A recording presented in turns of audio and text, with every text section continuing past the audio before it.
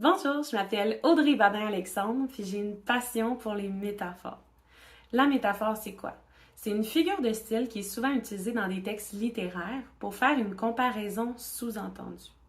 C'est super simple. En fait, il suffit de désigner une chose par une autre.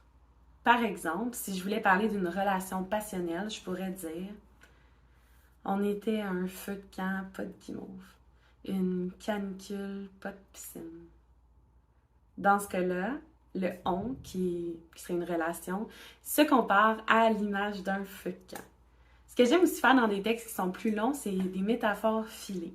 C'est pas plus compliqué. C'est juste une suite de métaphores qui dérivent toutes d'un même thème. Ça se construit facilement avec un champ lexical qu'on peut faire avant d'écrire un texte ou juste ça peut se bâtir pendant une séance d'écriture. Il faut juste garder en tête un thème principal.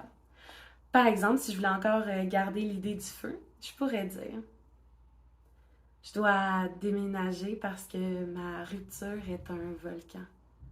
Depuis 8 jours, Sherbrooke est couverte de lave. Il y a des tisons sur tous les trottoirs, il y a des dragons à la place des abreuvoirs. J'ai cartographié toutes les places où on s'est embrassé, puis Sherbrooke est minuscule. L'université est un bûcher. Les restants de sa maison se ramassent aux portes-poussières. La Well est une fournaise. Le centraux est nucléaire. J'enlève mon scaphandre pour souffler sur les bougies de toutes les tables à pique-nique.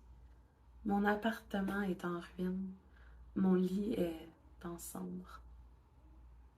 Et voilà, ça t'a donné une petite idée d'une métaphore filée.